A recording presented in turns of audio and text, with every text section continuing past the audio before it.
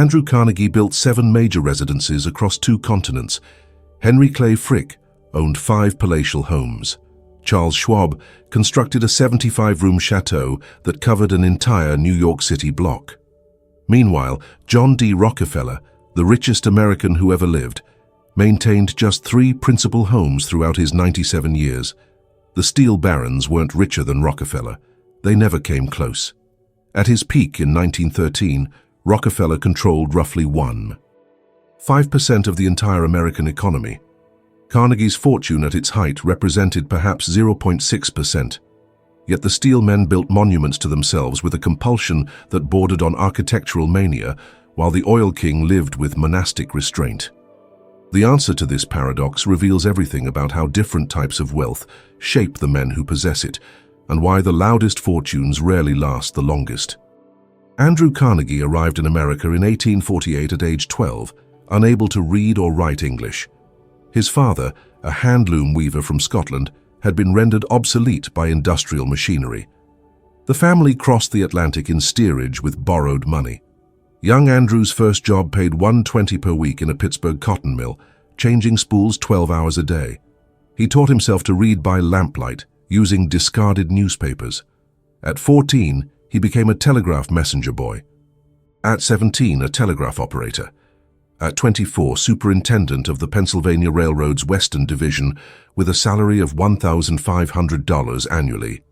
By 30, he had orchestrated his first major business maneuver, consolidating small iron and steel operations through a combination of aggressive pricing, strategic partnerships, and an almost pathological work ethic that saw him frequently sleeping in his office. He noticed something others missed. The coming railroad boom would require steel rails by the millions of tons, and whoever controlled steel production would control American industrial expansion. In 1873, Carnegie opened his first major steel plant in Braddock, Pennsylvania. Within 2 decades, he dominated American steel production. By 1900, his companies produced more steel than all of Great Britain. His personal fortune exceeded $300 million, equivalent to roughly $9 billion today, but representing far greater purchasing power in an era without income tax or significant wealth regulation. Carnegie faced a problem that money alone couldn't solve: respectability. Pittsburgh's industrial elite viewed him as a jumped-up telegraph boy. New York society considered him a crude manufacturer who reeked of blast furnaces. British aristocracy, whom he desperately admired, saw him as American new money without breeding or culture. His fortune opened doors, but those doors led to rooms where he wasn't truly welcome. Other industrialists faced similar barriers, but they lacked Carnegie's raw social ambition and his acute sensitivity to perceived slights. He read voraciously, committed poetry to memory, and cultivated relationships with writers and intellectuals. He wrote articles for prominent magazines arguing that wealthy men had a moral duty to redistribute their fortunes. Yet when he walked into a room of established wealth, he remained the weaver's son from Dunfermline. The rejection stung because Carnegie, unlike some robber barons who gloried in their roughness, wanted to be loved. He wanted statues and universities and concert halls bearing his name. He wanted to be remembered not as a man who made steel, but as a man who elevated civilization. Architecture became his loudest argument for significance. Henry Clay Frick presented a different psychology entirely. Born in 1849 in rural Pennsylvania, he built his first fortune in coke production before age 30, supplying the fuel that powered Carnegie's furnaces. Where Carnegie craved affection, Frick demanded respect through intimidation. He stood 5 feet 7 inches with pale blue eyes that employees described as chips of ice. He dressed impeccably, spoke sparingly, and collected art with the same ruthless precision he applied to breaking strikes. His reputation was forged in blood during the Homestead Strike of 1892, when he hired Pinkerton guards who killed 7 workers. An anarchist named Alexander Berkman burst into his office and shot him twice, then stabbed him 7 times. Frick calmly finished his business correspondence before allowing doctors to remove the bullets without anesthesia, then returned to work the next day. He built homes not to win approval, but to demonstrate that he had transcended the need for anyone's approval. Each residence served as a fortress of taste, declaring that a man who started with nothing now owned beauty itself. His art collection eventually included works by Rembrandt, Vermeer, and Goya. He once paid $500,000 for a single painting, at a time when skilled workers earned $500 yearly. The homes weren't residences, they were museums of conquest. Charles M. Schwab complicated the pattern further. Born in 1862, he started as a $1-a-day stake driver at Carnegie's Edgar Thomson Works at age 17. His rise was meteoric because he combined Carnegie's charm with Frick's operational brilliance. By 35, he ran all of Carnegie Steel. By 39, when Carnegie sold to J.P. Morgan in 1901 forming U.S. Steel, Schwab became the corporation's first president at a salary of $1 million annually. He was gregarious where Frick was cold, optimistic where Carnegie was anxious, yet he suffered from what contemporaries called edifice complex in its most acute form. In 1902, he began construction of Riverside, a French Renaissance chateau on Riverside Drive in Manhattan. The home occupied an entire city block between 73rd and 74th Streets, contained 75 rooms, and featured a bowling alley, gymnasium, and indoor swimming pool with underwater lighting, a technological marvel for the era. The dining room seated 200. The pipe organ was so large it required its own dedicated power plant. Cost estimates ranged from $5 million to $7 million, roughly $200 million in today's currency. Schwab later claimed he built it because his wife wanted a home where she could entertain properly, but his wife was notoriously shy and rarely entertained. Schwab built Riverside because Carnegie and Frick had built mansions, and Schwab needed to prove he had surpassed his former employers not just in corporate rank, but in architectural grandeur. John D. Rockefeller observed this peacocking with poorly concealed contempt. Born in 1839 in rural New York to a bigamist father who sold fake cancer cures, Rockefeller built Standard Oil through methods that made Carnegie's tactics look gentlemanly. By 1880, his trust controlled 90% of American oil refining. His wealth accumulation was pathological in its efficiency. He implemented vertical integration before the term existed, controlling wells, pipelines, refineries, and distribution. He extracted rebates from railroads, then demanded they pay him kickbacks on his competitors' shipments. When rivals wouldn't sell, he engaged in what one contemporary called commercial warfare until they had no choice. His fortune peaked around $900 million to $1.4 billion, depending on valuation methods, equivalent to over $400 billion today, but more importantly, representing roughly 1.5% of total American economic output. No American before or since has controlled such a percentage of the nation's wealth.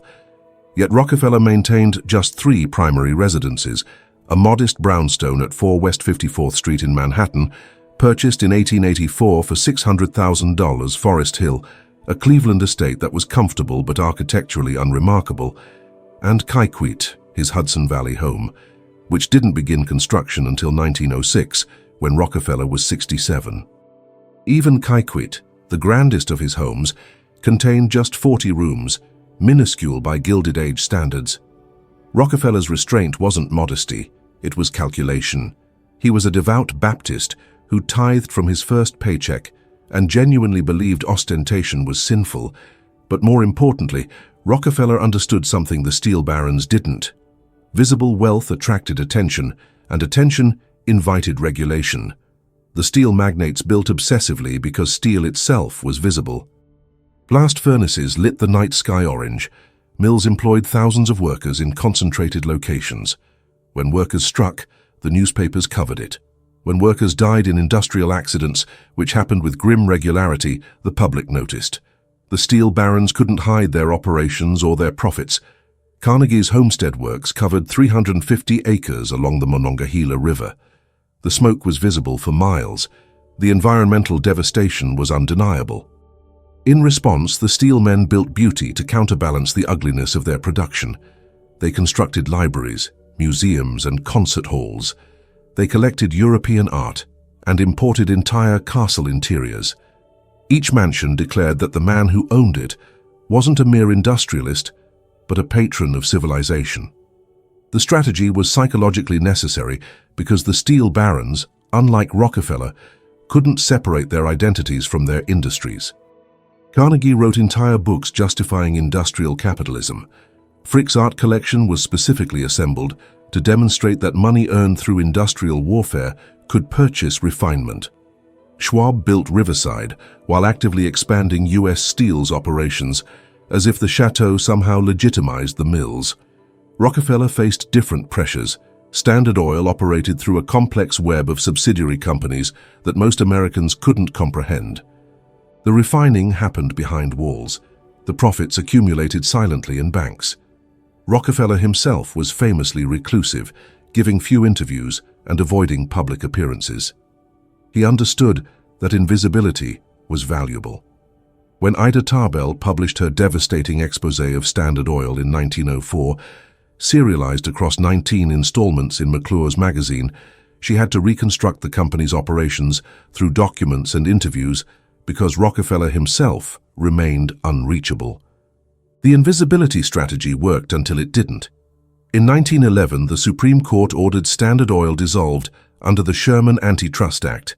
But by then, Rockefeller had already begun his transformation into philanthropy, donating more than $500 million during his lifetime. He built universities, funded medical research, and established foundations. He built institutions, not monuments to himself. The difference was stark. Carnegie built a 64-room castle in Scotland that still bears his name. Rockefeller built the University of Chicago, which bears no visible connection to him beyond archival records. The Steel men also built multiple homes because their wealth came from active management of dangerous, volatile businesses. Carnegie spent decades personally overseeing operations, traveling between mills, negotiating contracts, and managing labor disputes. Frick ran the coke operations that required constant attention. Schwab actively managed U.S. Steel's expansion. They needed homes in Pittsburgh near the mills, homes in New York near the financial centers, homes in the mountains or by the sea for summers when the mills became unbearable. Each location required a residence that reflected their status.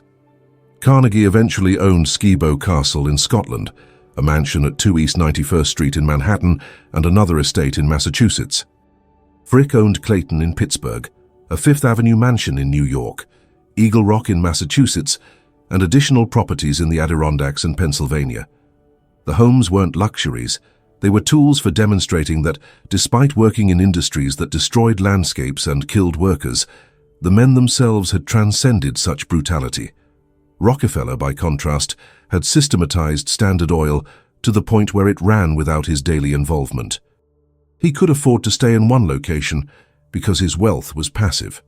By the early 1900s, Standard Oil generated profits without Rockefeller's presence. The checks arrived whether he was in Cleveland, New York, or Florida. He didn't need multiple palaces because his business didn't require him to maintain multiple centers of operation. The architectural differences revealed something deeper about industrial psychology. Steel production was inherently dramatic. The process involved melting iron ore at temperatures exceeding 2,500 degrees Fahrenheit, adding carbon and casting the result into rails, beams, and plates. It was spectacular and dangerous. Men died regularly in steel mills. Explosions, burns, falls from catwalks, and crushing injuries were documented in daily logs.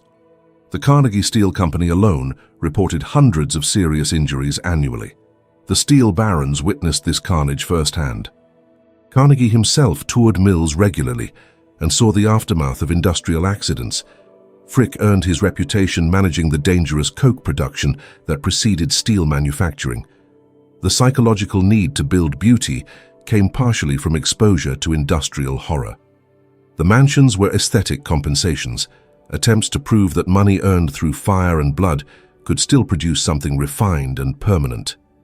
Rockefeller rarely, if ever, visited his refineries.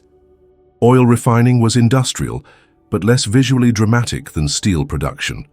The psychological distance allowed him to avoid the compensatory building that consumed the steel barons. The pattern extended beyond the big three.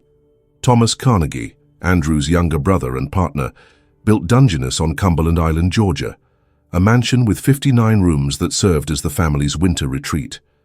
Judge Elbert H. Gary, chairman of U.S. Steel after Schwab, built several estates, including one in Jericho, New York. Henry Phipps, Carnegie's longtime business partner, owned multiple properties, including a Fifth Avenue mansion. The steel industry created not just one or two architectural magnates, but an entire class of them. The men competed with each other through construction. When Carnegie built a library in one city, Frick would fund a museum in another. When Schwab unveiled Riverside's indoor pool, other steel executives added similar features to their own homes. The competition was endless, because steel itself was a competitive business where market share mattered more than in oil, which Rockefeller had essentially monopolized. Steelmen could never fully dominate their industry the way Rockefeller dominated his, so they competed through architecture instead, building monuments that declared their importance even as their market positions remained contested. By 1910, the era of mansion building reached its apex and almost immediately began its decline. The federal income tax, established by the 16th Amendment in 1913, fundamentally altered the economics of estate maintenance. Where previously a man could accumulate wealth without government confiscation, now annual income faced taxation. The rate started modest, just 1% on income above $3,000, but quickly escalated. By 1918, the top marginal rate reached 77%. Suddenly, maintaining a staff of 50 servants, which was standard for homes like Riverside, became economically questionable. The servant class itself was disappearing. Young Americans increasingly refused domestic service positions, viewing them as degrading. European immigration, which had supplied most domestic workers, slowed dramatically during World War I and never fully recovered. By 1920, wealthy families struggled to find staff at any price. A mansion that required 20 people to function became impractical when those 20 people couldn't be hired or afforded. The steel barons had built for an era that was already ending, even as they poured concrete foundations. Carnegie died in 1919 at age 83, having given away more than $350 million. His New York mansion at 2 East 91st Street, completed in 1902, would eventually house the Cooper Hewitt Museum. Skibo Castle remained in family hands until 1981, then became a private club. His Massachusetts home was demolished, the pattern repeated with ruthless efficiency. Frick died in 1919 at age 69, leaving his Fifth Avenue mansion and art collection to become a museum, which opened in 1935. His other homes were sold, subdivided, or demolished. Clayton in Pittsburgh became a museum, but only after extensive renovation. Schwab died in 1939, essentially bankrupt after losing most of his fortune in the 1929 crash and through poor investments. Riverside, his 75-room masterpiece, proved unsellable during the Depression. No one wanted a home that cost $10,000 monthly to maintain. In 1948, the mansion was demolished. The entire structure, which had cost perhaps $7 million and represented the pinnacle of Gilded Age excess, was razed and replaced with an apartment building. The demolition took just 2 months, 75 rooms reduced to rubble faster than they had been built. The destroyed mansions formed a grim catalogue. Cornelius Vanderbilt II's Fifth Avenue Chateau, covering an entire city block, demolished in 1927 after standing just 42 years. William K. Vanderbilt's Marble House in Newport survives, but most of his Manhattan properties were demolished. The Astor mansions fell one by one. Mrs. William Astor's famous residence at Fifth Avenue and 34th Street was demolished in 1926. The list continued through dozens of Gilded Age palaces, each built to last centuries, but surviving barely 1 or 2 generations. The economics were brutal. Property taxes in Manhattan increased exponentially as the city grew. A mansion occupying a full city block represented millions in potential development value. Families who inherited these properties faced impossible choices: pay crushing taxes and maintenance costs on homes they couldn't staff and didn't want, or sell to developers who would immediately demolish them. Most chose demolition. The steel barons' architectural legacies vanished faster than the steel mills themselves. many of which survived longer as industrial sites before eventually being cleared. The underlying problem was that steel fortunes were built on businesses that required constant adaptation. Steel production evolved rapidly between 1890 and 1930. The Bessemer process gave way to open hearth furnaces, which were eventually superseded by basic oxygen furnaces. Competition came from new sources. European steel recovered after World War I. Japanese steel emerged as a competitor. The steel companies that Carnegie, Frick, and Schwab built faced constant pressure to modernize, consolidate, and adapt. The fortunes generated by these companies were substantial, but not eternal. U.S. steel's dominance faded as competitors emerged and technology shifted. By the 1970s, American steel manufacturing was in crisis, unable to compete with more efficient foreign producers. The families that had built mansions on steel profits watched those profits evaporate. Without sustained income, the mansions became impossible to maintain. They were liquidated, sold, or demolished. Rockefeller's approach proved more sustainable precisely because he built less. Forest Hill in Cleveland, his relatively modest estate, remained in family use until his death in 1937. It was eventually demolished, but only after serving its purpose for over 40 years. Kikuit, his Hudson Valley estate, remained in Rockefeller family hands until 1991, when it was donated to the National Trust for Historic Preservation. The home had been built with restraint, containing just 40 rooms and designed for practical family use rather than entertaining hundreds. The relatively modest scale meant relatively modest maintenance costs. More importantly, Rockefeller's wealth came from Standard Oil stock, which was divided in the 1911 breakup into 34 separate companies. Those companies became Exxon, Mobil, Chevron, and others. The stock continued generating dividends for generations. Rockefeller's descendants inherited not mansions that consumed wealth, but equity stakes that generated it. The difference was fundamental. The steel barons built monuments that required constant cash flow to maintain. Rockefeller built financial structures that generated constant cash flow, allowing his family to maintain what few properties they had without strain. The psychological differences also mattered. Carnegie desperately wanted public approval and built libraries, concert halls, and universities to get it. He succeeded. Carnegie Hall, Carnegie Mellon University, and thousands of Carnegie libraries across America perpetuate his name. But his personal residences, built for private enjoyment and social display, mostly disappeared. The public buildings survived because they served public purposes and generated public support for their preservation. Frick's approach was different, but similarly flawed. He built for personal satisfaction and aesthetic perfection. His Fifth Avenue mansion survives as a museum, but only because he specifically planned this transformation and endowed it with funds to ensure perpetual operation. His other homes built without such planning were lost. Schwab built for ego, constructing Riverside to surpass his former employers. When his fortune collapsed, the mansion had no constituency to save it. No one cared about preserving Schwab's ego project. Rockefeller built modestly because he didn't need buildings to validate his importance.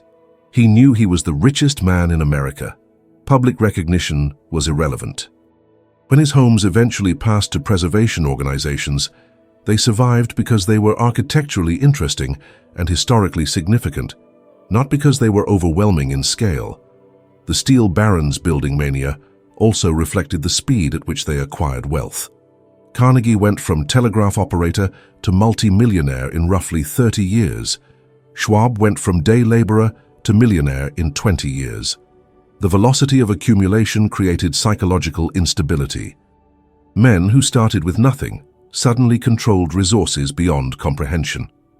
The natural response was to spend demonstratively, proving to themselves and others that the transformation was real. Rockefeller's wealth accumulated more gradually over decades. By the time he was truly rich, he had adapted psychologically to wealth. He developed systems, routines, and philosophical frameworks to manage it. The steelmen never fully adapted. They spent their entire careers in industries that required aggressive, dramatic action. The quiet management of dynastic wealth didn't suit their temperaments. They built palaces, because building was what they knew how to do. Construction was tangible, dramatic and immediate. You could walk through your mansion and see your success in marble and mahogany. Financial instruments and trust funds were abstract. The steel barons needed physical proof of their achievement. By 1950, the pattern was clear. The great steel fortunes had largely dissipated. U.S. Steel, while still a major company, no longer dominated American manufacturing. The families that had built the company were still wealthy, but no longer commanded the percentage of national wealth they once had. The mansions they built were gone or converted to other uses. Carnegie's architectural legacy lived on in public buildings, not private homes. Frick's legacy survived in his museum. Schwab left almost nothing. The Rockefeller fortune, by contrast, had multiplied across generations. The family's wealth was estimated at $340 billion in today's dollars at its peak, spread across dozens of descendants. They controlled banks, universities, and foundations. They influenced policy and philanthropy. They maintained Kaikwit not as a monument to excess, but as a family compound, eventually donating it when it no longer served family purposes. The restraint that seemed weak in 1900 proved to be strategic brilliance by 1950. The lesson wasn't that building mansions was wrong. The lesson was that architecture without strategy was just expensive construction. Carnegie's libraries worked because they served communities, and communities protected them. Frick's museum worked because he endowed it properly, and it housed genuinely important art. The Vanderbilt mansions that survive do so because they were built in locations like Newport, where preserving Gilded Age architecture became an economic strategy for the town. The mansions that failed were those built purely for private ego in locations where that ego couldn't sustain them.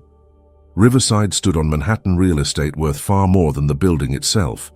Once Schwab died and the family couldn't maintain it, demolition was inevitable. The steel barons built more than the Rockefellers because they needed to build. They needed physical proof of transformation from poverty to power. They needed beauty to offset the ugliness of their industries. They needed monuments because they feared being forgotten. Rockefeller didn't fear being forgotten. He knew Standard Oil would be dissected by historians forever. He could afford restraint because his security came from financial structure, not architectural display. Today you can visit the Frick collection and see Henry Clay Frick's vision preserved perfectly. You can tour Kaikwit and walk through Rockefeller's relatively modest estate overlooking the Hudson. You can attend performances at Carnegie Hall and visit Carnegie libraries in hundreds of American towns, but you cannot visit Riverside because it doesn't exist. You cannot tour most of the Carnegie family homes because they were demolished or converted beyond recognition. The steel barons' personal architectural legacies vanished, while their public contributions survived. The irony is complete. The men who built the most private palaces are remembered through public buildings. The man who built the least, Rockefeller, maintained family spaces that survived precisely because they never tried to overwhelm. The steel magnates built more mansions than the Rockefellers because they confused building with legacy. They thought monuments would make them immortal. Instead, their monuments became expensive mistakes that subsequent generations demolished to pay the taxes. Rockefeller understood that true permanence comes not from what you build, but from what generates the resources to maintain what you build. The steel men built monuments to their success. Rockefeller built systems to sustain his family's success across generations. One approach produced spectacular ruins, the other produced century-spanning dynasties. The mansions that survive today are the ones built with purpose beyond ego, the ones that communities wanted to preserve, the ones that solved problems beyond housing the wealthy. Everything else was just expensive stone, waiting for the wrecking ball to reduce it back to rubble. The same way the steel mills eventually closed, the same way the fortunes faded, the same way every monument built on ego eventually falls.